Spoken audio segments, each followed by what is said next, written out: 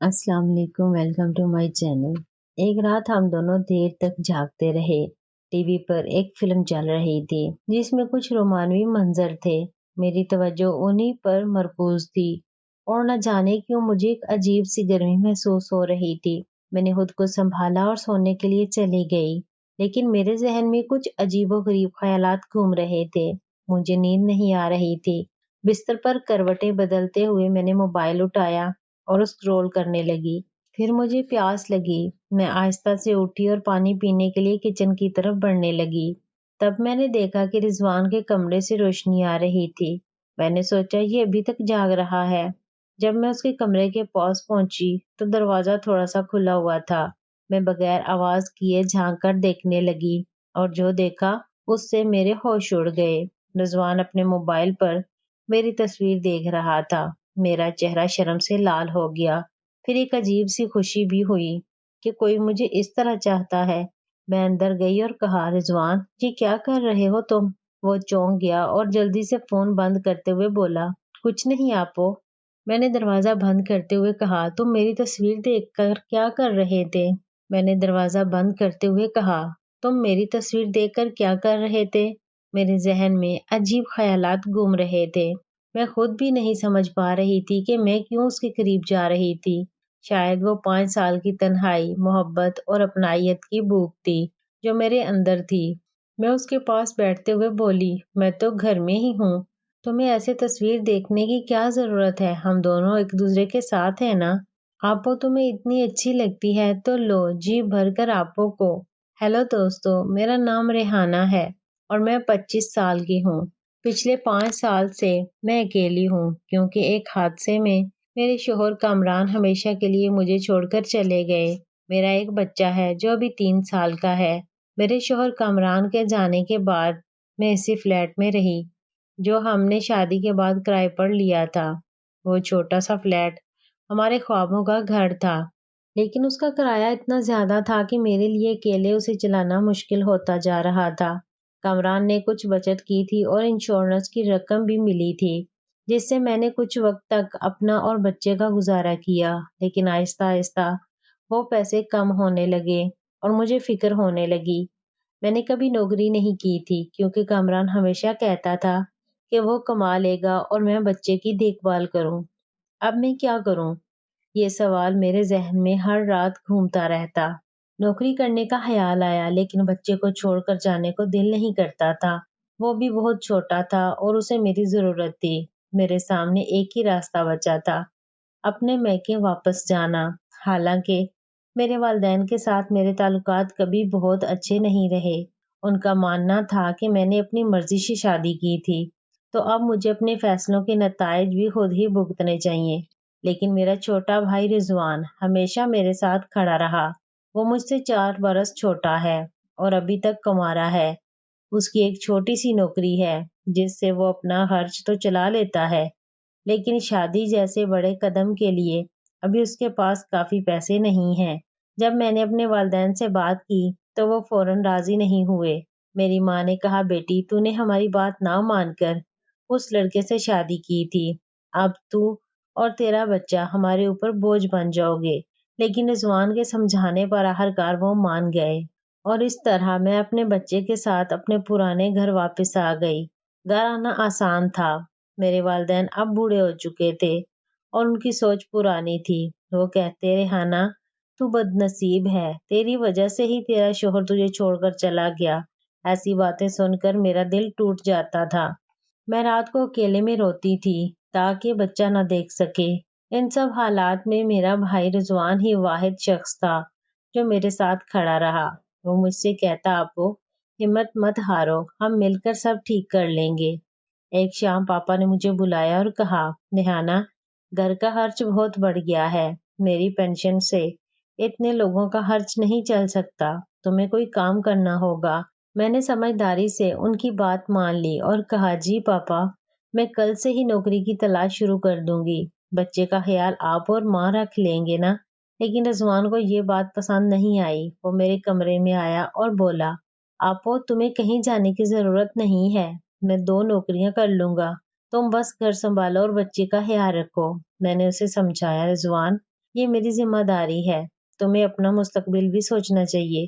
تمہاری شادی ہوگی، اپنا گھر بساؤ گے، مجھے اپنے پاؤں پر کھڑا ہونا ہی ہوگا۔ لیکن آخرکار اسے ماننا پڑا۔ میں نے نوکری کی تلاش شروع کی اور مجھے ایک وکیل کے دفتر میں کام مل گیا۔ شاہ صاحب بہت اچھے انسان تھے۔ وہ میری حالت کو سمجھتے تھے اور مجھے کبھی دیر سے آنے پر ڈانٹتے نہیں تھے۔ لیکن یہ نوکری میرے لیے کافی نہیں تھی۔ تنخواہ اتنی کم تھی کہ بچے کے کپڑے اور گھر میں حصہ ڈالنے کے لیے کچھ بھی نہیں بچتا تھا۔ میں ہر رات تھکی ہوئی گھر لوٹتی، لیکن دل ہی دل میں جانتی تھی کہ یہ کافی نہیں ہے۔ ایک رات جب بچہ سو گیا، میں برآمدے میں بیٹھی تھی۔ رضوان میرے پاس آیا اور بولا، آپو تم بہت تھکی ہوئی لگ رہی ہو۔ میں نے آہ بھرتے ہوئے کہا، ہاں رضوان، یہ نوکری میرے لیے صحیح نہیں ہے۔ پیسے بہت کم ہیں اور کام بہت زیادہ۔ رضوان نے میرے ہاتھ پر اپنا ہاتھ رکھا اور بولا، آپو تم نوکری چھوڑ دو، میں دوسری نوکری ڈھونڈ لوں گا، چاہے مجھے 24 گھنٹے کام کرنا پڑے۔ میں تمہیں اور بچے کو کسی چیز کی کمی نہیں ہونے دوں گا۔ اس کا چہرہ چمک رہا تھا، جیسے وہ واقعی میری مدد کر کے خوش ہوگا۔ اس نے مجھے دیکھ کر کہا، ویسے آپو تم بہت خوبصورت ہو، چاند کی طرح تمہارا چہرہ تھکن میں بھی چمکتا ہے، تمہارا فگر آج بھی کمال ہے۔ وہ ہمیشہ میری ڈریسنگ کی تعریف کرتا، میں جو بھی کپڑے پہنتی وہ تعریف کرتا۔ آپو جب تم چلتی ہو تو کمال لگتی ہو، تمہارے ساتھ کام کرنے والے تو آہیں بھرتے ہوں گے۔ تم یہ نوکری چھوڑ دو، میں ہوں نا۔ مجھے اس کی باتیں سن کر اچھا لگتا تھا۔ میرے شوہر کامران کے جانے کے بعد کسی نے مجھ سے ایسی میٹھی باتیں نہیں کی تھی۔ رضوان ہمیشہ میری تعریف کرتا اور کہتا کہ مجھے دوبارہ شادی کر لینی چاہیے۔ تم ابھی بھی بہت جوان ہو آپو، اور بہت خوبصورت ہو۔ تمہاری عمر دوبارہ محبت کرنے اور خوش رہنے کی ہے۔ سچ کہوں تو مجھے اس کی یہ پیاری باتیں بہت اچھی لگتی تھیں۔ اس کی اس مٹھاس اور مسلسل اصرار کے سامنے میں آخرکار ہار گئی اور نوکری چھوڑنے کا فیصلہ کر لیا۔ رضوان نے جیسا کہا تھا ویسا ہی کیا۔ اس نے ایک اور پارٹ ٹائم نوکری ڈھونڈ لی اور دن رات محنت کرنے لگا۔ رضوان اب رات کے 10-11 بجے تھکا ہارا گھر لوٹتا۔ میں اس وقت تک جاگ کر اس کا انتظار کرتی۔ گھر کے باقی لوگ، میرے بچے، ماں اور باپ جی تب تک سو چکے ہوتے۔ بچوں کو سلا کر میں کچن میں جاتی اور تازہ کھانا پیش کرتی۔ رضوان کے کپڑے دھونا، انہیں استری کرنا اور اس کی چھوٹی چھوٹی ضروریات کا خیال رکھنا میری روزمرہ زندگی کا حصہ بن گیا تھا۔ ریحانہ آپو تمہیں اتنی محنت کرنے کی ضرورت نہیں ہے، رضوان کہتا جب میں چھابے میں گرم گرم روٹیاں رکھتی۔ میں مسکرا کر جواب دیتی، ارے نہیں، میں کیا کروں گی، تم دن بھر اتنی محنت کرتے ہو، یہ تو میرا فرض بنتا ہے۔ کھانا کھاتے ہوئے ہم دونوں باتیں کرتے۔ رضوان اپنی نوکری کے قصے سناتا اور میں اپنے دن کی چھوٹی چھوٹی باتیں بتاتی۔ یہ وہ لمحے ہوتے جب ہم بغیر کسی ڈر یا جھجک کے اپنے دل کی باتیں ایک دوسرے سے شیئر کرتے، جیسے وقت کا پہیہ واپس بچپن میں چلا گیا ہو۔ ہفتے کی رات ہمارے لیے خاص ہوتی۔ رضوان کو اگلے دن چھٹی ہوتی، اس لیے ہم دیر رات تک ٹی وی دیکھتے، پرانی باتیں یاد کرتے یا بس ایک دوسرے کی موجودگی کا لطف اٹھاتے۔ میں نے کہا، رضوان میرے لیے بھی اپنے ساتھ کام کی جگہ بناؤ۔ رضوان نے سر ہلا کر منع کر دیا، نہیں آپو، وہاں کام بہت مشکل ہے، رات کی شفٹ ہے اور محنت بھی زیادہ ہے۔ یہ مردوں کے لیے ہی ٹھیک ہے، میں نے مایوسی سے کہا، لیکن میں تم پر اتنا بوجھ نہیں ڈالنا چاہتی، آخر میں اور میرا بچہ تمہاری ذمہ داری نہیں ہے۔ اس نے میرا ہاتھ تھامتے ہوئے کہا، آپو ایسا مت کہو، تم اور بچہ میرے لیے سب کچھ ہو، تمہارے لیے محنت کرنا میرے لیے خوشی کی بات ہے۔ ویسے بھی اب میں نے شادی بیاہ کا خیال چھوڑ دیا ہے، میں کوئی جوان تو ہوں نہیں اب۔ میں ہنس پڑی اور کہا، کیا بکواس کر رہے ہو، تم ابھی صرف 21 سال کے ہو اور بہت اچھے بھی لگتے ہو۔ تمہارے لیے بہت سی لڑکیاں لائن میں کھڑی ہوں گی اور جو بھی لڑکی تمہیں پائے گی وہ بہت خوش نصیب ہوگی۔ آپو تم کر لو مجھ سے شادی۔ کیا کہا تم نے؟ رضوان خاموش ہو گیا، بس مسکرا دیا۔ رضوان نے اچانک کہا، آپو میں کافی عرصے سے سوچ رہا ہوں کہ تمہیں دوبارہ شادی کر لینی چاہیے۔ میں نے گہری سانس لی اور کہا، نہیں رضوان، میں نہیں چاہتی۔ میرا ایک بچہ ہے اور تم جانتے ہو سوتیلے باپ کے ساتھ بچوں کی زندگی کتنی مشکل ہو جاتی ہے۔ مجھے اپنے بیٹے کے لیے فکر ہوتی ہے۔ رضوان کچھ دیر خاموش رہا، پھر بولا، आपको میں کچھ کہنا چاہتا ہوں لیکن پلیز برا مت ماننا، یہ غلط مت سمجھنا۔ میں نے اس کے کندھے پر ہاتھ رکھا اور کہا ہم بہن بھائی ہیں رضوان، ہمارے درمیان ایسی کون سی بات ہے جس میں غلط فہمی ہو سکتی ہے، کہو۔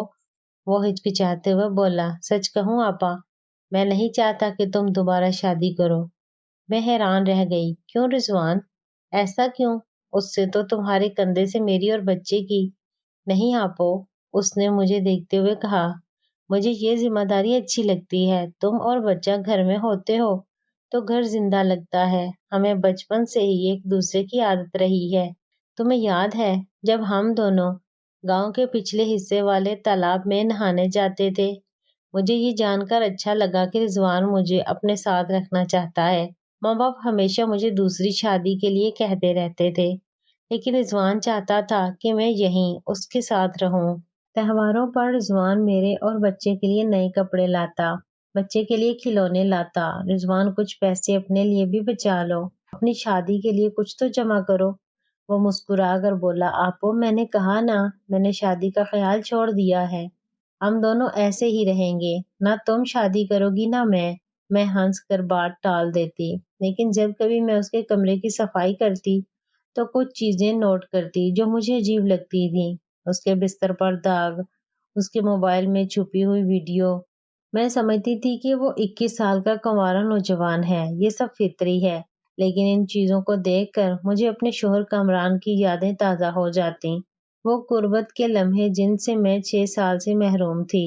میں خود کو روک نہیں پاتی اور کبھی کبھی گھنٹوں اپنے کمرے میں بند ہو کر وہ ویڈیوز دیکھتی رہتی۔ ایک رات ہم دونوں دیر تک جاگ رہے تھے، ٹی وی پر ایک فلم چل رہی تھی جس میں کچھ رومانوی منظر تھے، میری توجہ انہی پر مرکوز تھی، اور نہ جانے کیوں مجھے ایک عجیب سی گرمی محسوس ہو رہی تھی۔ میں نے خود کو سنبھالا اور ایسا ظاہر کیا جیسے مجھے کچھ سمجھ نہ آیا۔